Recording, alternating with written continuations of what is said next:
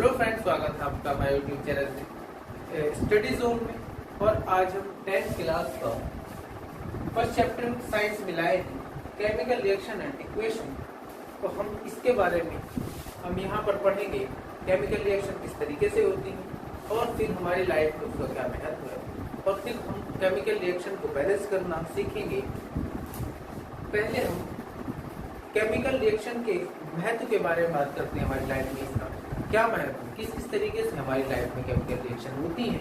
यदि हम दूध को गर्मी के टाइम में गर्मी में ही रखेंगे तो फट जाएगा, तो वही केमिकल रिएक्शन कहलाता है। क्योंकि दूध से कोई अन्य पदार्थ बनता है, दूध से जब दूध फटता है तो कोई दूसरा पदार्थ बन जाता है। इसे हम जिससे कि हम पनीर वगैरह ही बनाते हैं, तो उससे नया पदार्थ बन रहा है। रासायनिक समीकरण में एक पदार्थ से कोई अन्य पदार्थ बनना, यही केमिकल रिएक्शन कहलाता है। यही रासायनिक अभिक्रिया होता है जो कि एक पदार्थ से नया पदार्थ बना रहा है। इसीलिए हम दूध को खुले में रखते हैं। गर्मियों के समय में हम दूध को बाहर रखते हैं, ना कि गर्मी में रखते हैं। कोई लोहा किसी नम जगह पर अगर पड़ा है तो वहां पर उस पर जंग लग जाता है, यह भी केमिकल रिएक्शन है। यदि हम खाना खाते हैं, जब हम खाना खाते हैं तब जो खाना हम पचाते हैं वो भी केमिकल रिएक्शन के थ्रू ही पचता है। क्योंकि खाना हम जो लेते हैं ग्लूकोज के रूप में लेते हैं इनके कम, और उसके बाद वह रिएक्शन ऑक्सीजन से होती है, जिससे कार्बन डाइऑक्साइड और जल वगैरह बाहर निकलता है। वो अभी रिएक्शन हम करेंगे।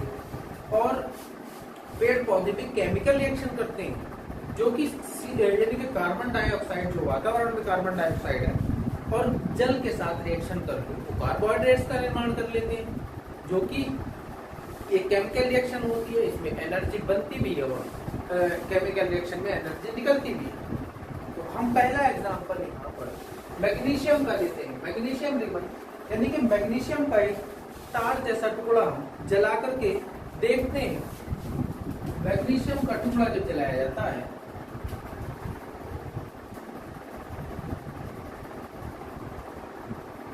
मैग्नीशियम का टुकड़ा जलाया जाता है ऑक्सीजन यानी कि खुली हवा में, जो कि वातावरण में जब हम इसको जलाते हैं तो ये इसके साथ ऑक्सीजन, वातावरण ऑक्सीजन है तो ये इसके साथ रिएक्शन कर लेता है, और ये देखने में व्हाइट होता है। और ये चमकदार ज्वाला के साथ, यानी कि चमकदार जो है आग के साथ जलता है, चमकता है। और ये है मैग्नीशियम ऑक्साइड,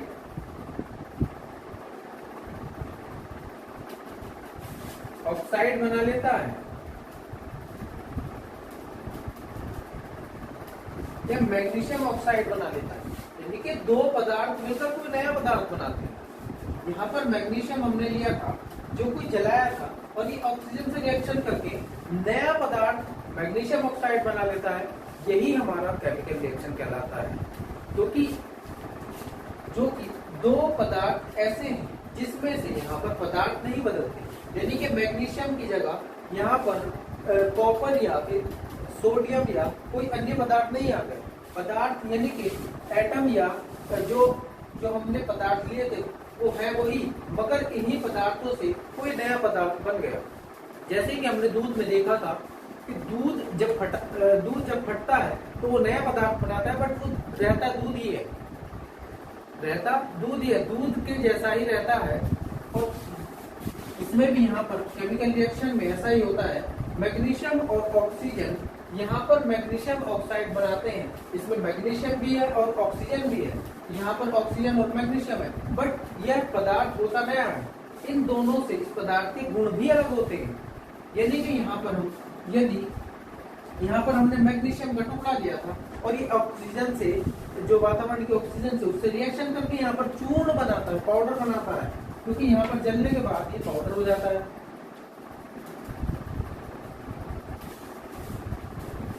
यही केमिकल रिएक्शन है। अब हम इस केमिकल रिएक्शन को इस टाइप में भी लिख सकते हैं, मैग्नीशियम प्लस ऑक्सीजन। यहाँ पर मैग्नीशियम ऑक्साइड हमें प्राप्त होता है, मैग्नीशियम ऑक्साइड हमें प्राप्त होता है। हम जो लेफ्ट हैंड वाला हमारा साइड होता है, इस लेफ्ट हैंड वाले साइड को हम रिएक्टेंट्स बोलते हैं, हिंदी में अभिकारक, और राइट हैंड वाले साइड को हम प्रोडक्ट बोलते हैं, यानी कि उत्पाद जो हमारा बना है।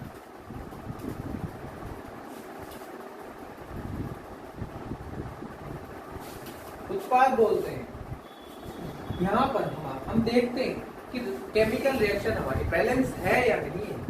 उससे पहले हम देखते हैं ये प्लस का चिन्ह, क्योंकि हमारा यहाँ पर अभिकारक है, दो पदार्थ हमने यहाँ पर लिए, मैग्नीशियम और ऑक्सीजन, इसीलिए इनके बीच में प्लस का चिन्ह। यदि हम तीन पदार्थ लेते हैं तो यहाँ पर ये प्लस से ही बढ़ता चला जाता है। यहाँ पर यदि magnesium plus oxygen plus sodium, ये इस तरीके से प्लस प्लस आता चला जाएगा।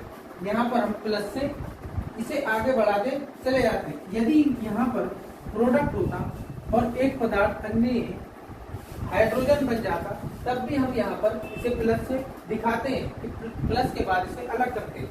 और इनके अभिकारक और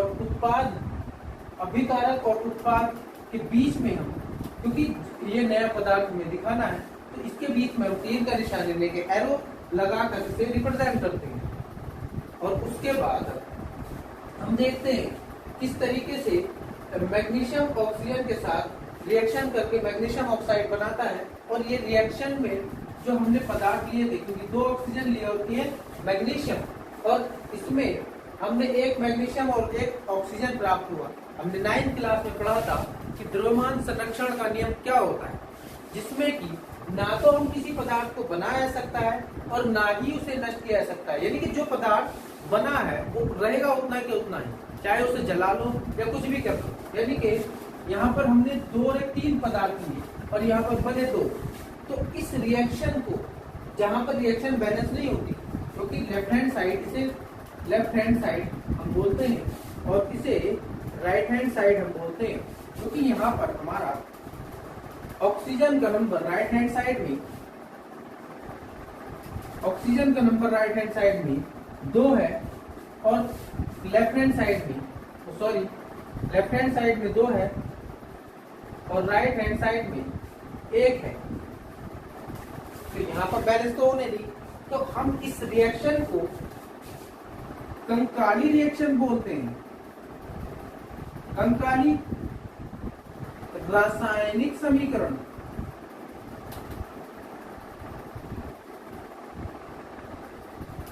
यानी कि स्केलेटल केमिकल रिएक्शन।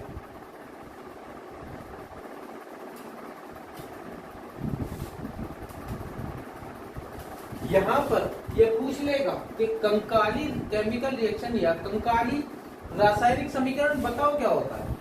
हमें इसका एग्जांपल देकर के बताना है कि उसमें केमिकल रिएक्शन बराबर नहीं होती। इसमें पदार्थों की संख्या जो बनती है द्रव्यमान संरक्षण के नियम अनुसार बराबर होनी चाहिए। यानी कि हमने जितना पदार्थ लिया उतना ही हमारा बनता है। द्रव्यमान संरक्षण का नियम ये कहता है।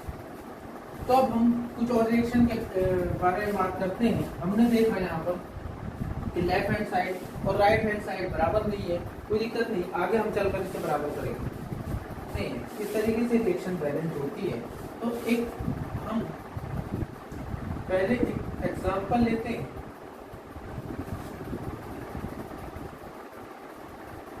समीकरण संतुलित करना,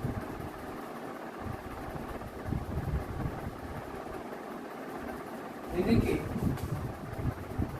रिएक्शन बैलेंस रिएक्शन करना, प्लस H2SO4, यहाँ पर हम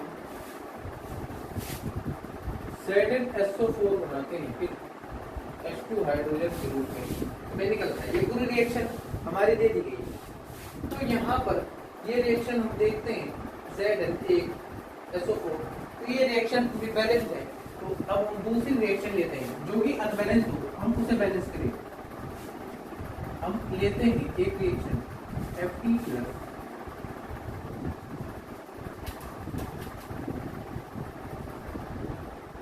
H2 H3O4 plus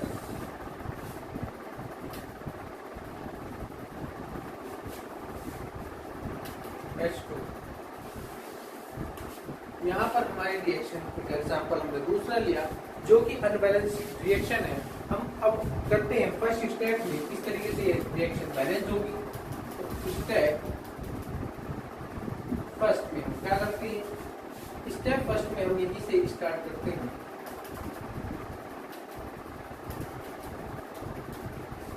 step first में हम इसे इस प्रकार से बॉक्स में बंद कर लेते हैं।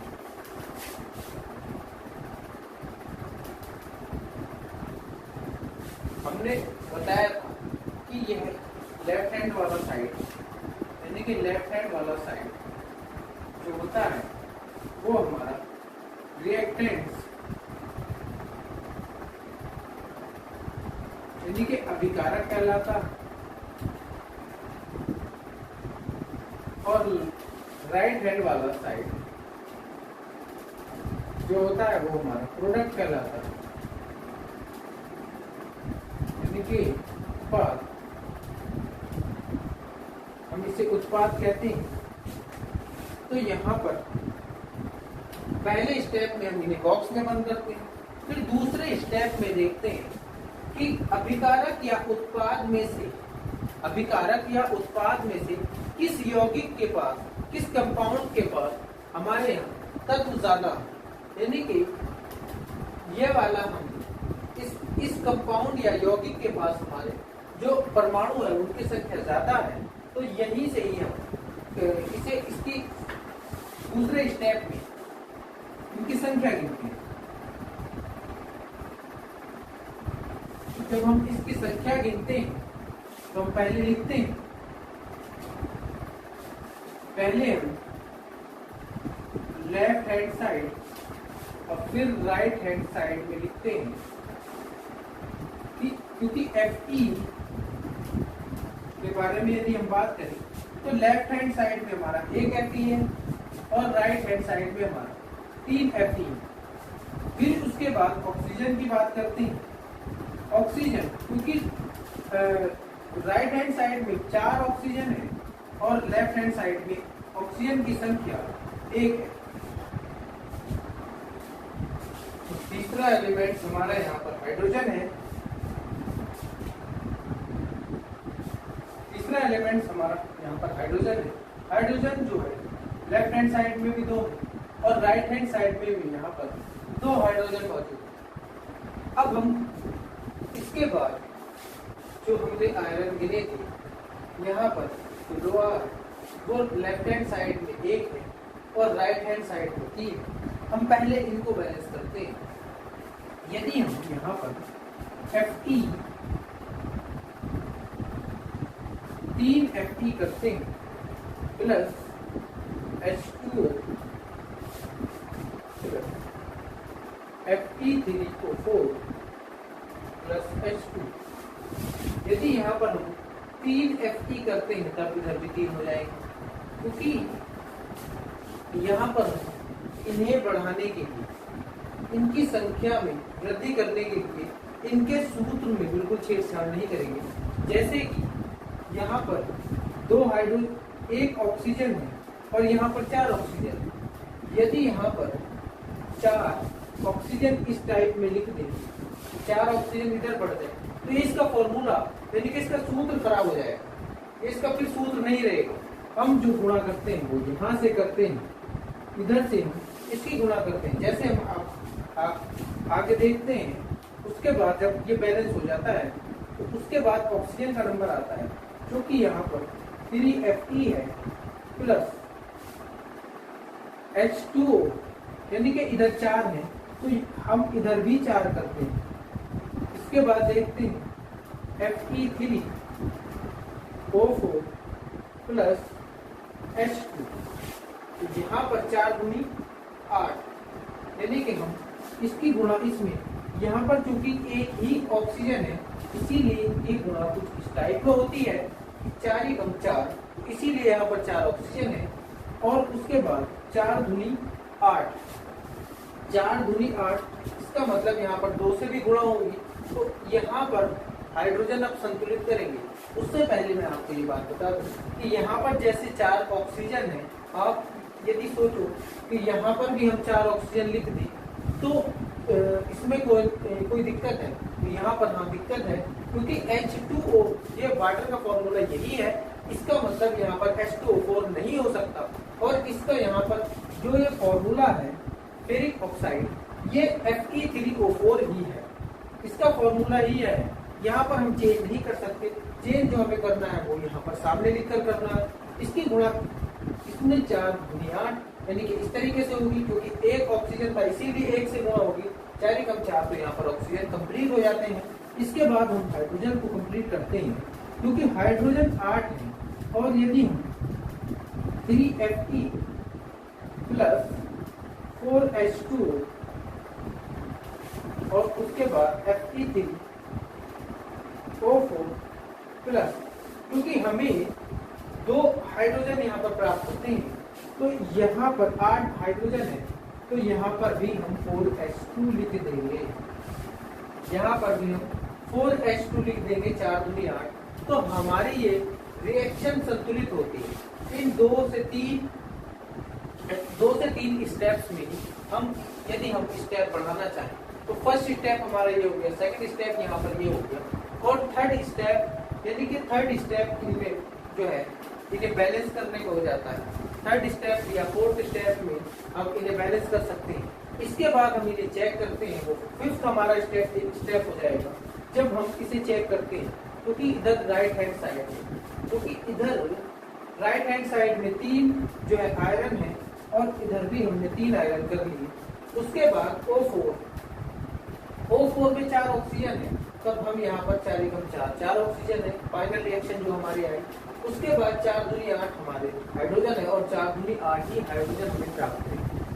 अब हम इसके बाद हम यहाँ पर देखते हैं कि ये है हाइड्रोजन का 2 यहाँ पर कैसे आया, और यहाँ पर 3 कैसे आया, और ये 4 कैसे आया।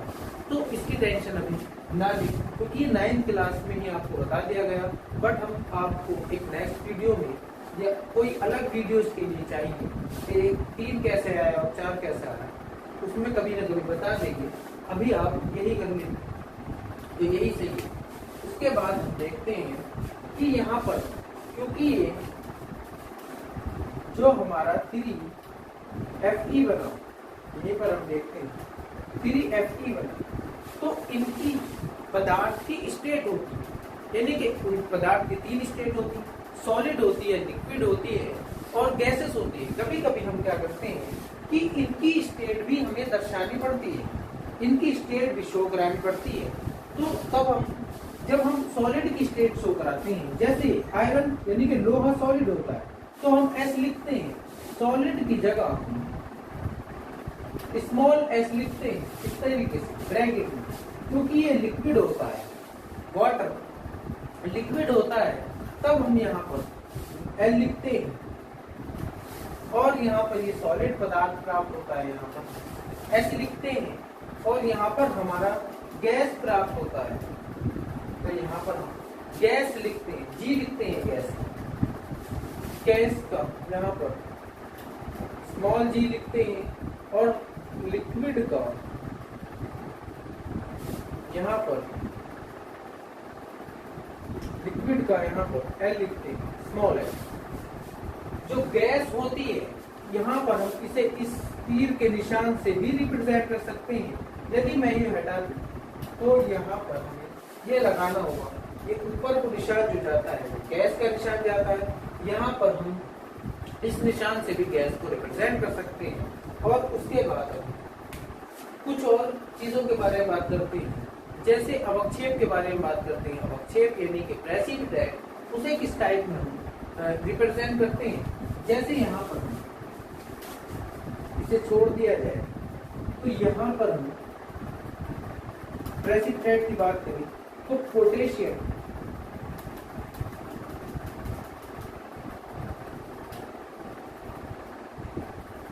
आयोडाइड की रिएक्शन, पोटेशियम आयोडाइड की रिएक्शन जब हम लेड नाइट्रेट से करते हैं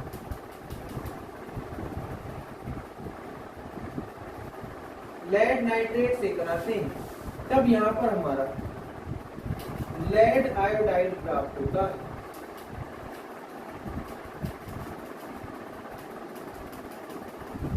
ये लेड आयोडाइड जो होता है ये अवक्षेप के रूप में हमें प्राप्त होता है।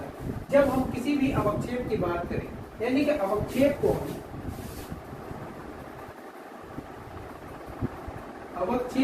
प्रेसिपिटेट भी बोलते हैं।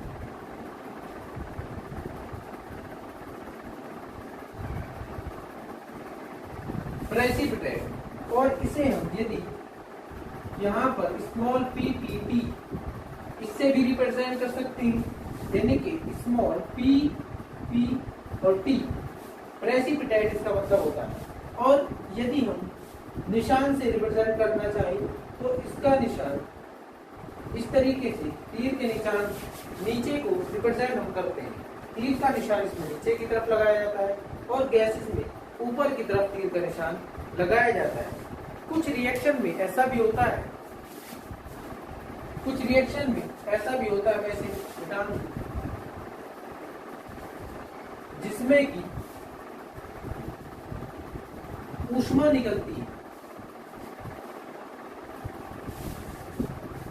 कुछ रिएक्शन में हमारा ऊष्मा निकलती भी है और ऊष्मा अवशोषित भी होती है। जैसे फॉर एग्जाम्पल एक रिएक्शन में यदि चलिए CaO, इसका जो नाम है वो कैल्शियम ऑक्साइड है, इसका नाम कैल्शियम ऑक्साइड है और इसे नॉर्मल भाषा में बिना बुझा चूना भी बोला जाता है। इसे बिना बुझा चूना भी बोला जाता है। जब इसे पानी में हम डालते हैं, यानी कि वाटर में, जब हम इसे पानी में डालते हैं तो इसमें ऊष्मा निकलने लगती है। यहाँ पर यह है, इस टाइप में कैल्शियम हाइड्रोक्साइड के रूप में बन जाता है।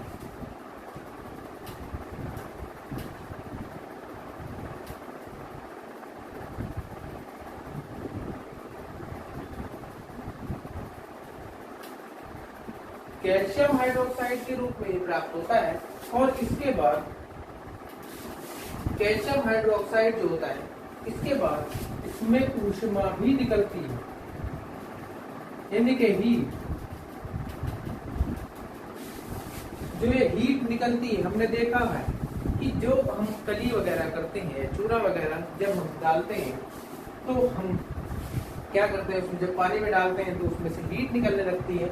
उसका जो मटेरियल है या जो पदार्थ है वो गर्म हो जाता है, जिससे कि ऊष्मा निकलती है। इसका नॉर्मल भाषा में नाम बुझा हुआ चूना भी बोलते हैं, बुझा हुआ चूना भी बोलते हैं। तो जहां पर जब जो हीट निकलती है, इन रिएक्शन को हम ऊष्मा छेपी, यानी कि एक नाम देते हैं ऊष्मा छेपी या एक्सोथर्मिक केमिकल रिएक्शन इन्हें बोला जाता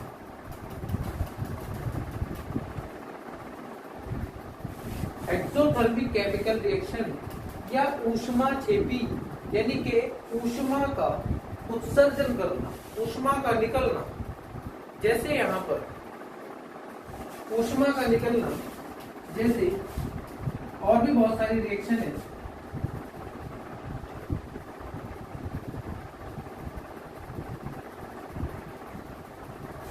जब यहाँ पर हम खाना खाते हैं तो वहाँ ऑक्सीजन के साथ रिएक्शन होती है, क्योंकि पाचन अभिक्रिया कहलाती है। यहाँ पर CO2 प्लस H2O यहाँ पर बनता है। CO2 और H2O यहाँ पर निकलता है। जैसे कि यहाँ पर यदि हम इस रिएक्शन को बैलेंस करें तो 6 कार्बन, 6 दूनी पर 6 ही ऑक्सीजन हो जाएगा, ज्यादा हो 6 यहाँ पर हो जाएगा। ठीक है, तो यहाँ पर CO2 और पानी निकलता है, यहाँ पर ये पाचन अभिक्रिया कहलाती है और इसमें भी एनर्जी रिलीज होती है। इसमें भी ये हमने ग्लूकोज का फॉर्मूला लिया है। यहाँ पर ऑक्सीजन की रिएक्शन, क्योंकि हमारी सेल्स में, हमारी कोशिकाओं में ऑक्सीजन होती है, वह हमारे शरीर में जाते ही ये रिएक्शन करना शुरू कर देता है। इसके बाद यहाँ पर कार्बन डाइऑक्साइड और वाटर बाहर जाता है। तो यह भी हमारी रिएक्शन जो होती है वो ऊष्माक्षेपी या एक्सोथर्मिक रिएक्शन कहलाती है। इसके बाद ऊष्माशोषी रिएक्शन भी होती है, जो कि ऊष्मा का अवशोषण करती है। बात करें ऊष्माशोषी रिएक्शन के बारे में, यहाँ पर ऊष्माशोषी रिएक्शन जो होती है नाइट्रोजन और ऑक्सीजन के बीच में होती है, जो कि 2H2O बनाता है और माइनस 180 किलो जूल उसमें जो है ऊष्मा अवशोषित होती है। यहाँ पर हम जो माइनस है यह प्रदर्शित करता है या दिखाता है कि रिएक्शन ऊष्मा शोषी रिएक्शन है, यानी कि एंडोथर्मिक रिएक्शन है, ऊष्मा शोषित होती है।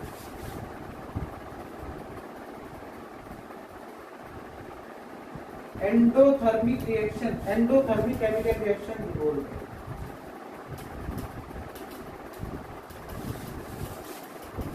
यदि ऊष्माक्षेपी रिएक्शन होगी, यानी कि एक्सोथर्मिक रिएक्शन होगी, तो उसमें यहाँ पर प्लस होगा और एंडोथर्मिक रिएक्शन में माइनस होगा। तो यहाँ पर ये रिएक्शन माइनस दिखाती है और ये रिएक्शन प्लस दिखाती है। उसके बाद हम कुछ और रिएक्शन करते हैं, जैसे कि कुछ रिएक्शन में इस तीर के निशान के ऊपर या तो प्रेशर दिया होगा या फिर टेम्परेचर दिया होगा और उसके नीचे कैटलिस्ट यानी कि उत्प्रेरक भी दे सकते हैं। जैसे फॉर एग्जाम्पल अब यहाँ पर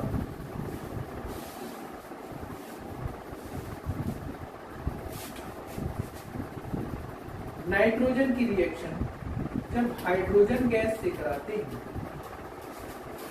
तो यहाँ पर 500 डिग्री सेल्सियस कुछ इस टाइप में दिया होता है और 200 ATM यानी कि एटमॉस्फेयर यानी कि प्रेशर, एटमॉस्फेरिक प्रेशर किस तरीके से ATM से रिप्रेजेंट करते हैं। तो यहाँ पर हमारा NH3 प्राप्त होता है, यानी कि अमोनिया, यहाँ पर अमोनिया गैस यहाँ पर निकलती है जब हम नाइट्रोजन और हाइड्रोजन का क्या कराते हैं, रिएक्शन कराते हैं। और यह रिएक्शन Fe यानी कि आयरन कैटलिस्ट, आयरन उत्प्रेरक के रूप में यहाँ पर इसके प्रेजेंस में होती है। यहाँ पर यह रिएक्शन दिखाती है, यहाँ पर प्रेशर भी है और टेम्परेचर भी है और ये अलग अलग भी हो सकती है। पेड़ पौधे जो होते हैं CO2 और H2O के साथ यहाँ पर इसकी सनलाइट की प्रेजेंस में, यानी कि सूर्य के प्रकाश की प्रेजेंस में, क्लोरोफिल की उपस्थिति में, क्लोरोफिल की प्रेजेंस में यहाँ पर C6H12O6 प्लस ऑक्सीजन छोड़ते हैं। यहाँ पर ये दोनों रिएक्शन हम बैलेंस करेंगे। यहाँ पर ये ऑक्सीजन छोड़ते हैं जो कि वातावरण में होती है। यदि हम इन रिएक्शंस को बैलेंस करें तो यहाँ पर 2N है, तो यहाँ पर हम 2 लगा देंगे, 2Na हो गया और यहाँ पर 3 दूनी 6 यानी कि 3 हाइड्रोजन यहाँ पर हो जाएंगे। इसके बाद यहाँ पर क्योंकि 6 है C6, उसके बाद 6 दूनी 12, 6 और 2 8, 6 दूनी 12 और 6 18, यहाँ पर 6 और 6 दूनी 12 और 6 18 और उसके बाद 6 दूनी 12 तो 12 हाइड्रोजन हो गया। तो यहाँ पर आज हमने देखा कि किस तरीके से रिएक्शन बनती है, किस तरीके से बैलेंस होती है और उनके तीर के निशान के ऊपर क्या होता है, किस तरीके से कैटलिस्ट होते हैं और किस तरीके से डिग्री यानी कि टेम्परेचर हम रिप्रेजेंट कर सकते हैं और गैसेस हम दिखा सकते हैं। और सॉलिड और जैसे लिक्विड है वो दिखा सकते हैं। इस तरीके से रिएक्शन को बैलेंस कर सकते हैं। तो आज इतना ही। इसके बाद करेंगे केमिकल रिएक्शन के टाइप्स क्या क्या हैं, जो कि केमिकल रिएक्शन होती है उसमें ये सारा और अच्छे तरीके से क्लियर हो जाएगा। आज के लिए इतना ही। तो वीडियो पसंद आए तो लाइक एंड शेयर जरूर करें।